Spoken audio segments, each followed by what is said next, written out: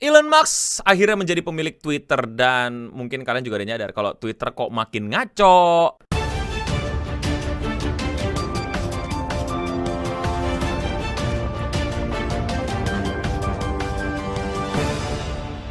Hai Singham, gue Mending dan hai juga para penonton lainnya. Selamat datang di Seputar Internet, dimana kita akan ngebahas segala sesuatunya yang berhubungan sama internet. Dan kali ini kita akan ngebahas Twitter yang makin kacau di tangan Elon Musk. Disclaimer, gue syuting ini di tanggal 10 November 2022. Jadi mungkin udah banyak kebijakan-kebijakan baru yang keluar dari Elon Musk di Twitter. Seperti yang kalian tahu, dari minggu ini aja udah keluar mungkin 12 kebijakan baru. Jadi gue hanya akan discuss yang keluar sampai tanggal 10 aja ya. Kalau ada tambah-tambahan ya please kalian bantu di komen di bawah. Elon Musk yang terkenal dari SpaceX dan Tesla akhirnya berhasil membeli Twitter. Jadi Elon Musk tuh bukan beli saham doang, bukan jadi salah satu shareholder doang. 100% Twitter dimiliki sama Elon Musk. Dan setelah Elon Musk berhasil membeli Twitter, banyak banget kebijakan dia yang menurut gue tuh bikin ketawa. Bukan cuman bikin ketawa, tapi juga bikin bertanya-tanya. Ini mau lu apain sih Twitter? Dan lu kenapa sih? Buat para fanboynya Elon Musk, gue ucapkan selamat datang dan siap-siap berdebat di komen karena gue akan kritisi habis-habisan kebijakan Elon Musk di sosial media, sebagaimana gue juga seorang yang mengerti sosial media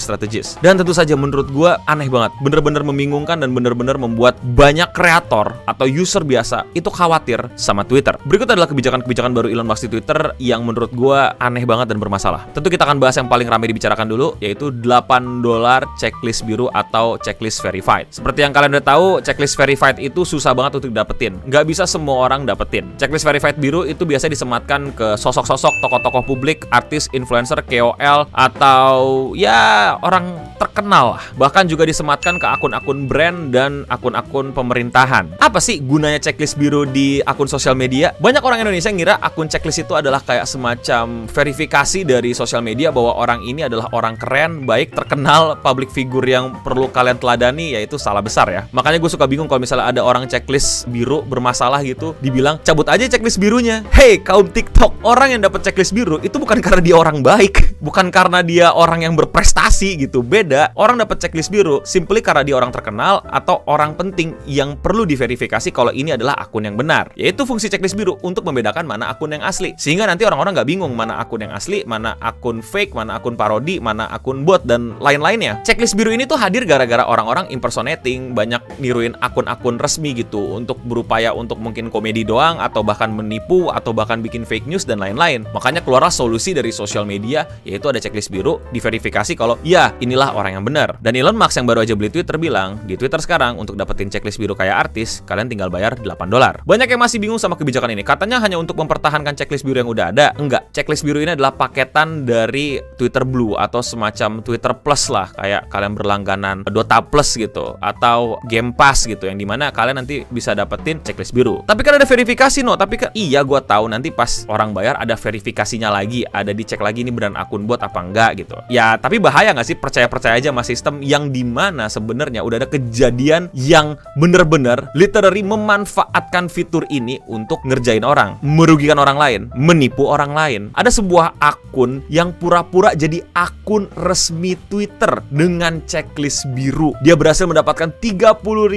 follower dan isi tweetnya itu adalah tweet yang diduga berupaya untuk scam gitu, untuk penipuan gitu. Bagi-bagi Twitter Blue gratis kalau nggak salah. Bayangin dengan $8 ia berhasil untuk meniru dirinya sebagai akun resmi Twitter si Twitter gitu loh. Dan dia jualan Twitter Blue free, tapi ya sebenarnya nggak free amat karena itu link-link yang berbahaya. Ya sudah di-tag sudah hilang, tapi berhasil lolos di verifikasinya. Nah, jadi kalau kalian berpikir ya lah nggak ada orang yang rela buang $8 per bulan untuk mendapatkan checklist biru biar gampang menipu orang. Ada banget. Berarti kalian nggak tahu penipu-penipu di luar sana tuh balik modalnya berapa gitu. 120.000 tuh harga yang sangat murah untuk berusaha menipu atau merugikan orang lain, men. $8 tuh terlalu murah. Ya naikin aja harganya. Enggak, itu bukan solusi. Toh dulu aja sebelum bayar $8 banyak loh checklist biru yang dipertanyakan, ini siapa kok tiba-tiba dapat checklist biru dan lain-lain. Apalagi sekarang lu tinggal bayar $8 dengan kemungkinan lu bisa dapat atau enggak. Nah, jadi sempat kacau kan nih checklist biru. Elon Musk dengan cerdasnya mengeluarkan solusi, bukan dengan naikin harga yang tadi sempat kita singgung. Solusinya adalah membuat checklist biru yang baru.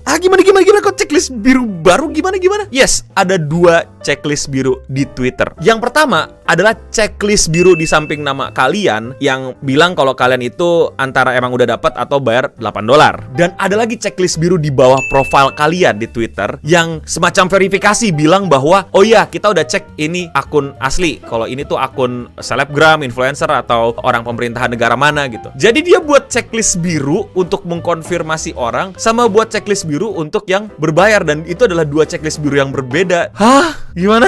Dan lu bayangin, tujuan awal checklist biru kan ya untuk memverifikasi kan, untuk menghindari kejadian-kejadian yang tadi sempat gua singgung gitu loh. Malah dijadikan ladang cari uang, dan akhirnya dibuat lagi checklist biru yang baru yang untuk memverifikasi yang nggak boleh pakai via bayar, yang mesti benar-benar dicek sama timnya Elon Musk. Gue garuk pala sih, kayak gimana? Dan terakhir gue cek, Elon Musk menyatakan bahwa checklist biru yang kedua itu dihilangkan. Jadi sempat ada. Tadi kalian udah lihat kan contoh-contohnya gitu ya. Sempat ada. Di beberapa akun sempat ada. Dan akhirnya dihilangkan sama Elon Musk. Karena ya karena kenapa lagi kalau bukan itu adalah solusi yang tidak solutif, yang gagal, yang keliru, yang sesat pikir. Apalagi masih di checklist biru. Dan ternyata Elon Musk bilang kalau checklist biru ini juga menguntungkan secara algoritma. Oh jelas, ini udah rahasia umum kayaknya. Contoh kalian misalnya ke Instagram lah gitu, pasti komen-komen orang-orang yang checklist biru berada di tempat posisi yang paling menguntungkan kan, di atas-atas. Terus bisa ketemu juga sama teman-teman yang kalian follow dan lain-lain. Jadi jelas banget secara algoritma checklist biru itu memang diuntungkan. Secara desain juga diuntungkan. Tapi di Twitter, Elon Musk tuh bener-bener pengen ngedesain lebih menguntungkan lagi buat orang yang berbayar $8. Ya secara bisnis jelas dong, maksudnya kayak ya kalau lu dapat $8 lu mesti diuntungkan apa lagi nih, dan dikasihlah benefit secara sistem, secara algoritma, secara desain untuk lebih dinotis banyak orang. Ya tentu pasti akan ada gap yang jelas antara checklist biru sama yang nggak checklist biru berbayar. Ya kasihan teman-teman yang bekerja di Twitter gitu, yang berusaha mendapatkan klien dari Twitter atau berhasil ditemukan melalui sosial media Twitter gitu. Gua ngeliatnya banyak yang curhat kayak gini tuh para orang-orang ilustrator yang open commission dan sekitarannya gitu. Yang dimana ya mereka berusaha untuk make living dari sosial media ini, dan udah dari dulu kayak gitu kulturnya gitu di Twitter, posting portofolio, terketemu klien dan lain-lain. Dan dengan adanya keuntungan algoritma untuk mereka yang berbayar, ya pastilah ada dampaknya buat teman-teman yang jualan jasa atau barang di Twitter. Beda ya kalau kalian mau nyamain sama beli iklan gitu. Beli iklan ada slotnya gitu. Ada slot tersendiri untuk iklan. Bukan seperti orang yang checklist biru jadi menendang mereka yang nggak checklist biru berbayar. Paham nggak bedanya? Jadi itulah verifikasi $8 Elon Musk yang gimana ya? Nomor 2, comedy is now legal. Jadi buat kalian yang belum tahu, Elon Musk ini adalah orang yang mengaku sebagai pemegang teguh free speech, kebebasan berbicara, berekspresi gitu loh. Ekstremis free speech lah gitu. Setelah ia menguasai Twitter, tweet dia bilang kalau comedy is now legal on Twitter gitu. Yang dimana kalian boleh bercanda lagi lah gitu. Ya pastilah orang langsung pada seneng kan, yang mungkin bercandaannya bisa ngebuat akunnya kesuspend. Sekarang dia berani untuk keluarin lah bercandaan-bercandaan yang ekstrim, yang mungkin bukan lagi antara batas moral, tapi emang udah ekstrim nabrak gitu. Bukan dark jokes lagi, tapi literally abis joke. Itu kita bisa bahas nanti mengenai moral, komedi, dan tragedi lah, itu nanti. Tapi yang pengen gue kasih tahu adalah si Elon Musk ini bilang katanya dia bener-bener raja free speech lah. Dia ekstremis free speech. Jadi silakan sebebas-bebasnya berekspresi dan berbicara di Twitter. Terus ada orang akhirnya di Twitter, gue lupa nama akunnya siapa, dia mengimpersonate Elon Musk. Dan dia ngebecandain si Elon Musk dengan tweet-tweetnya. Tebak apa yang terjadi pada akun itu? Ya, kesuspend. Ada juga kalau kalian kenal namanya Ethan dari H3H3 Production gitu. Dia juga nge-impersonate, memparodikan Elon Musk gitu. Kena juga, suspend juga. Nah, Elon Musk pas ngeliat kejadian ini itu bikin aturan baru nih di bawah comedy is now legal. Yang dimana kalau lu itu akun parodi, lu mesti nge-state kalau itu akun parodi. Jadi lu mesti jelas naruh di bio kalau akun ini adalah akun parodi dari Elon Musk gitu. Ya udah, si Ethan pajang gitu di cover Twitternya gitu. This is a parody account gitu, H3H3 Production. Tetap kena suspend. King of free speech. Sangat-sangat free speech sekali ya Bapak Elon Musk ini gitu. Ya bahasa kasarnya itu Twitter punya dia, jadi ya mau nggak mau suka-suka dia. Dia mau ngeblok siapa, dia mau nge-suspend siapa, kinda suka-suka dia. Itu bisnis juga bisnis swasta, bukan bisnis negara gitu, bukan di bawah naungan negara. Itu suka-suka dia gitu. Ya, tapi kalian bisa nilai lah personality dia gitu. Beda ya Eno Bening ngeblok kalian di Twitter sama Elon Musk nge-suspend akun kalian gitu loh. Kelihatan kan seberapa bedanya gitu. Itu jauh banget gitu. Gua ngeblok lu di Twitter, lu tetap bisa ngebaca tentang gua, lu tetap bisa ngomongin gua, lu tetap bisa ngata-ngatain gua, cuman gue tutup kuping, nggak mau denger, bodo amat. Kalau Elon Musk ya bikin akun lu hilang, ya lu bisa bikin akun lagi ya, tapi beda lah. Jadi kalau lu samain gue sama Elon Musk, nggak tahu sih gue mesti seneng apa sedih gitu, karena ya berarti gue selevel sama Elon Musk, tapi ya yang dilakuin nggak setara. Ya, kita bahas nanti. Jadi seberapa legal sebenarnya komedi di Twitter sekarang. Problem ketiga, Elon Musk kalau nggak salah mecat ribuan karyawan ya, bener-bener ribuan karyawan dan CEO dan CFO sebelum dia gitu. Jadi dia bener-bener ngosongin banyak pos kan. Jadi nggak tahu ya, menurut gue ini terlalu cepat gitu. Itu dalam bisnis apapun menurut gue tetap terlalu cepat. Ya terlalu cepat lah baru masuk, dan yakin gak kekurangan SDM. Yakin itu yang dipecatin memang beban gitu, bukan emang yang bikin efisien platform. Gak tau ya, hitung-hitungannya jadi kayak nggak banget aja gitu loh. Tapi yang poin ketiga ini dugaan banget sih. Tapi terlihat sangat terlalu cepat dan berbahaya dan problematik jadinya gitu. Tapi so far belum ada masalah ya secara teknis di Twitter. Ya semoga sih. Untungnya problem di nomor 3 ini belum terlalu kelihatan. Tapi kenapa sih ini semua terjadi dan kenapa terus terjadi? Kok bisa ya orang yang katanya jenius tapi bikin solusi-solusi yang nggak jenius-jenius amat? Kok bisa seorang Elon Musk tuh yang seorang free speech katanya gitu, tapi nge-suspend akun-akun yang ngeparodiin dia atau ngebecandain dia? Kalau lu blok doang gitu, dia nggak masalah gitu, ngerti gak sih? Elon Musk block you gitu, ya udah gitu loh, ngerti gak sih? Masih free speech hitungannya gitu. Tapi sampai ke-suspend itu kan kayak jawabannya adalah karena Elon Musk itu sebenarnya nggak mau beli Twitter. Orang kaya ini itu tuh tadinya memang mau beli Twitter tapi tidak di harga setinggi ini. Dia tuh mau beli Twitter tuh di harga rendah gitu loh. Tapi entah gimana dia lagi mabuk, dia lagi bercanda, dia lagi overthinking, tiba-tiba dia bilang ke Twitter gitu, gue mau beli Twitter nggak di harga rendah deh, gue mau beli 100% di harga paling tinggi, 44 billion US dollar kalau nggak salah. Ya para petinggi Twitter seneng lah. Kok seneng no perusahaan ini dibeli? Lu lihat laporan keuangan Twitter nih. Ini perusahaan rugi, ini perusahaan belum untung banyak. Ya seneng lah, bisa dibayar perusahaannya 100% gitu. Selesai udah, Elon Musk udah pikirin nih gimana caranya ini perusahaan balik duit atau lu urus lah gitu kan. Tapi di tengah jalan Elon Musk tiba-tiba bilang, tapi bohong, gak jadi beli Twitter, lalalala gitu loh. Karena menurut dia banyak banget di Twitter itu akunnya tuh bot, akun palsu yang nggak sesuai gitu sama data-data yang diberikan gitu. Kayak udah rahasia umum nggak sih banyak akun bot gitu. Dan bahkan kayak di semua sosial media deh. Bahkan kalau lu mau ngomongin akun-akun bot-botan ya, TikTok tuh yang paling aneh. Gua ada temen gitu ya, bikin TikTok tuh nggak sengaja bikin gitu. Terus tiba-tiba dia bisa dapat 20-50 followers. Siapa yang ngefollowin akun kosongnya? Aneh banget gitu kan. Ya gue gak tahu detailnya apakah benar begitu, tapi kayaknya udah obvious. Tapi jadi kelihatan gitu loh, si Elon Musk nih beneran niat beli apa enggak sih. Dan bot ini kan kayak, bro ya katanya lu mau bersih-bersih bot ya, ini saatnya lu masuk gitu. Lu bersihin tuh bot-botnya yang lu gak suka. Yang intinya Elon Musk berusaha cabut dari pembelian tersebut. Ya para petinggi Twitter yang udah mempersiapkan, yang udah batalin program-program karena ada Elon mau masuk, yang udah nyiapin ini itu, ya kesel dong. Karena beli perusahaan itu nggak kayak beli nasi goreng ya teman-teman gitu. Malah contoh nasi goreng ini adalah contoh yang baik nih. Gue pakai contoh penggambaran pakai nasi goreng gitu ya. Si Elon Musk datang ke nasi goreng Twitter bilang, "Bang, nasi goreng 100 gitu." Nah, abangnya lagi masak nih. Oke gitu kan, segala macem. Nasgor ke 80 gitu. Mungkin tiba-tiba Elon Musk bilang, nggak jadi nasi goreng lu gak enak gitu. Ya, apakah pedagang tidak kesal gitu kan? Nah, kira-kira begitulah gambaran kasar simplifikasi bodoh mengenai Elon Musk versus Twitter ya, drama mereka ini gitu. Ya makanya para petinggi Twitter ajuin ini ke pengadilan gitu loh. Kalau ini tuh hal yang one prestasi atau apalah istilah hukumnya gue gak ngerti. Mungkin teman-teman hukum bisa koreksi gue di bawah gitu. Yang intinya kayak berasa dicurangin atau ditipu atau kayak ditinggal tengah jalan atau transaksi nggak selesai tapi kabur gitu. Dan akhirnya di pengadilan dicek dan pengadilan bilang ke Elon Musk, lu beli Twitter sekarang dengan harga yang udah lu sepakati atau kita maju ke pengadilan. Jadi yang gue baca nih ya, correct me if I'm wrong, pengadilan tuh belum bilang Elon Musk bersalah atau Twitter nggak bohong, Elon Musk yang lebay. Intinya pengadilan mengeluarkan surat putusan gitu, lu beli atau ayo kita sidang gitu, diadu gitu. Nah ini yang gue bingung nih, apakah Elon Musk memang pengen ngebeli dengan cara ini atau dia gagal kabur dari pembelian Twitter ini. Tapi kalau opini gue, jelas Elon Musk pengen kabur dan terpaksa ngebeli, dan dia yakin kalau misalnya maju ke pengadilan kayaknya bakal kalah dan mungkin harganya malah jadi lebih naik gitu. Udah kayak gitu udah kalah mesti bayar denda, bayar ganti rugi, bayar sanksi dan lain-lain. Jadi ya udahlah, 44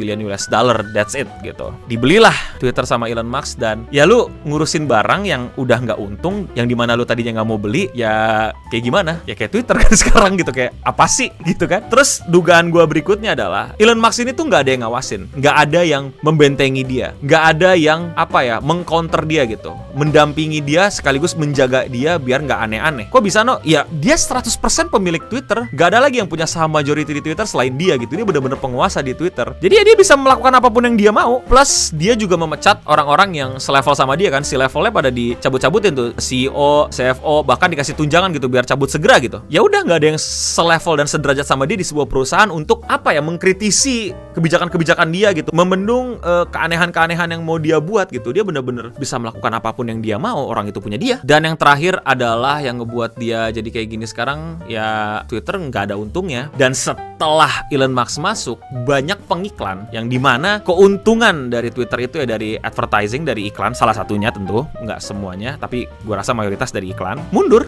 teratur, pada mundur tertib. Wah, nggak dulu deh bang, lanjut beriklan di Twitter, Elon Musk nih gitu. Serius, kurang lebih kayak gitu, itu yang terjadi. Penghasilannya makin berkurang, udah nggak terlalu nguntungin, makin berkurang. Pengiklan ini tuh bukan orang-orang satuan kayak kita gitu yang promote tweet dan lain-lain. Mereka tuh perusahaan-perusahaan besar, brand-brand juga gitu, yang emang duitnya juga billion US dollaran gitu. Jadi mereka bukan orang-orang bodoh ya yang asal beriklan gitu. Mereka juga perusahaan-perusahaan yang ada orang-orang cerdas luar biasa di dalamnya dan berpikir bahwa beriklan di platform milik Elon Musk sekarang ini tuh ya mungkin tidak baik untuk mereka punya brand, mereka punya produk, mereka punya barang. Apalah hitung-hitungannya, yang pasti kita tahu kan, banyak dari mereka ini, banyak dari brand ini, banyak dari orang-orang yang ngerti marketing di sosial media ini menahan iklannya. Nggak di Twitter dulu deh, nggak dulu mas. Iya, jadi makin sulit Twitter dapat duit dan kita jadi semakin paham gitu. Kenapa ya? Kok bisa advertiser meninggalkan Twitter? Nah, itu yang terjadi kawan-kawan di Twitter. Elon Musk juga setiap bikin kebijakan tuh kayak nge-tweet sendiri gitu. Terus dikoreksi lagi tweetnya gitu. Bahkan kalau nggak salah tweet terakhir tuh dia bilang siap-siap Twitter akan terus melakukan hal-hal bodoh dan ya karena kita lagi transisi gitu. Tapi kayak nggak tahu ya, dia tuh butuh orang PR juga sih kayaknya. Masa CEO atau owner nge-tweet sendiri gitu kayak ya apa ya?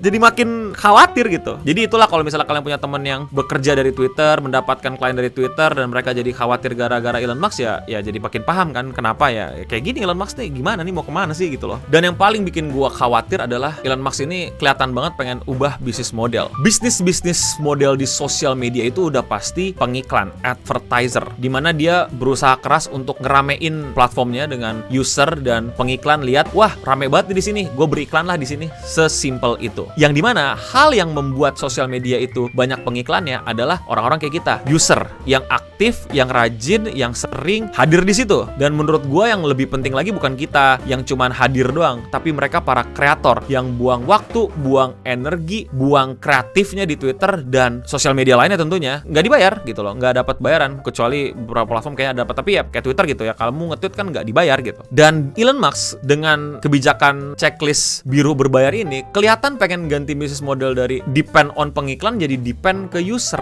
Kita, kalian yang udah buang energi, buang kreativitas, buang waktu di Twitter berharap dapat klien, mesti bayar. Sadar gak sih ngerinya? Dan itulah analisa gue, video esai gue yang bilang bahwa kalau Elon Musk begini mulu ya Twitter akan hancur dengan sendirinya. Tapi kalau menurut kalian gimana? Komen di bawah. Seperti yang gue udah bilang, ini nggak update banget pasti videonya karena disyutingin tanggal 10. Jadi jangan lupa subscribe, like, dan nyalain notifikasinya. Jadi kalau misalnya ada video update atau ada aktivitas yang gue lakukan di YouTube untuk mungkin revisi atau mungkin tambahan informasi, kalian bisa tahu. Jangan lupa juga untuk share ke teman-teman kalian yang main Twitter atau yang nggak suka sama Twitter karena tweet hard tuh. Dan jangan lupa juga untuk follow gue di sosial media untuk ngikutin update-update mengenai sosial media tentunya. Kalian juga bisa support konten-konten kayak gini dengan membeli merch kami bit.ly/tokocs ketika jadi browser ya. Support your boys by the merch. Thank you. Dan ya, gimana para fanboy Elon Musk? Sekali lagi, ini adalah perusahaan milik dia. Memang suka-suka dia dan terserah dia mau melakukan apa dan mendefinisikan free speech di dia punya platform. Tapi ya kita sebagai user juga berhak untuk mengkritik, juga untuk keluarin unek-unek, juga untuk ya meninggalkan platformnya kalau bisa gitu. Tapi tetap saja gue bukan orang yang demen ngeliat orang hancur, jadi gue berharap yang terbaik untuk Twitter dan Elon Musk dan kalian yang setia sama platform ini. Semoga ada banyak gebrakan-gebrakan baru Elon Musk yang akhirnya bener-bener baik untuk user, kreator, pengiklan, dan karyawan-karyawannya. Gue denger-dengar pemecatan yang ribuan karyawan itu beberapa diminta balik. Gimana dah? Ada deh beritanya, ada nggak? Ada deh, ada beritanya nih, baca nih. Gue jadi ngerasa si Elon Musk nih narsistik aja gitu, butuh panggung aja gitu. Emang gue kaya gitu. Nih Twitter gue beli buat bercanda, buat suka-suka gue gitu. Nggak perlu cari untung lah, udah bodo amat lah dah. Ada Twitter bubar dah, susah. Nggak tahu ya. Mungkin dari tahap itu maybe I don't know. Komen di bawah menurut kalian gimana? Dan tentu saja kalian, ini video terbuka buat kritik, jadi kritik gue di bawah. Kok paling kalau lu udah nyebelin gue blok. Tapi nggak bakal gue suspend. Untuk kita semua, stay clean and sound.